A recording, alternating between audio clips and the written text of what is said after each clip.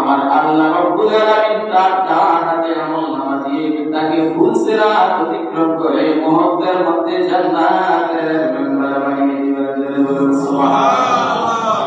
এজন্য আমার বন্ধুরা, আমি আজকে আপনাদের সামনে আলোচনা করব যারা শহীদ হয়েছেন, যারা ইসলামকে প্রতিষ্ঠিত করতে চাইলেন, যারা হককে প্রতিষ্ঠিত করতে চাইলেন, যারা ন্যায়কে সমাজের মধ্যে প্রতিষ্ঠিত করতে চাইলেন, যারা তাওহীদ এবং রিসালাতের দাওয়াত দিতে চাইলেন, শাহাদাতের পেয়ালা পান করেছেন, যাদেরকে আমার আল্লাহ রাব্বুল আলামিন শহীদি মর্যাদা দান করেছেন, এই শহীদি মর্যাদা তাদের কি সেই বিষয়ে আমি আলোচনা করব।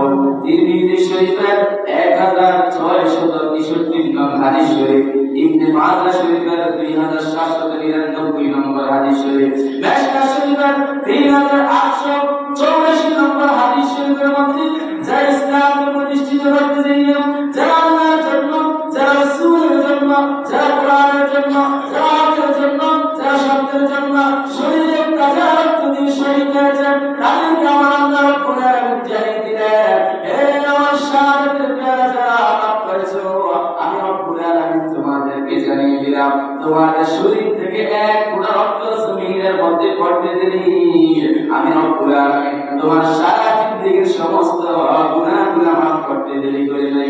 বলুন সুবহানাল্লাহ। যারা শহীদ হবেন আল্লাহ তাদেরকে 6টি মর্যাদা দিবেন।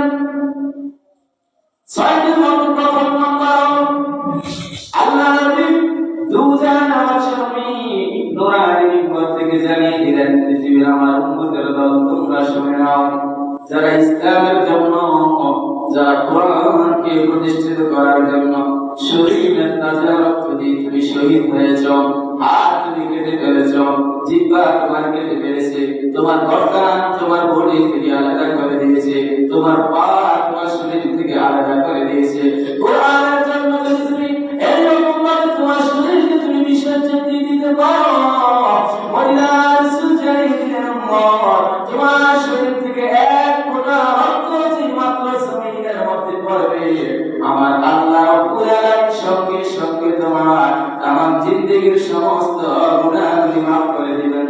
বলুন সুবহানাল্লাহ। এটা এক নম্বর ফজিলত। যারা শহীদ হবেন শাহাদাতের পেয়ালা পান করবেন, এক ফোঁটা রক্ত জমিনের মধ্যে পড়ার সঙ্গে সঙ্গে তার সমস্ত গুনাহগুলি আমার আল্লাহ মাফ করে দিবেন। দ্বিতীয় নম্বর ফজিলত হলো যারা ইসলামের জন্য শহীদ হয়েছেন বাবা, তাদেরকে আমার আল্লাহ রাব্বুল আলামিন দ্বিতীয় নম্বর মর্যাদা দান করেন। একদিন আমি আপনি অন্ধকার কবর দেশে চলে যাব, যে কবর অত্যন্ত ভয়ঙ্কর। নবীজির সাহাবী হযরত উসমান বিন নুরাইন পৃথিবীর সমস্ত জায়গায় ওনার মন ভালো, কিন্তু একটা জায়গার মধ্যে গেলে ওনার চোখ দিয়ে পানি চলে আসে। উনি কি সন্তানের জন্য কাঁদেন না, উনি কি ধন সম্পদের জন্য কাঁদেন না, উনি কি বাবা সন্তান মেয়ের জন্য আত্মীয় স্বজনের জন্য কাঁদেন না।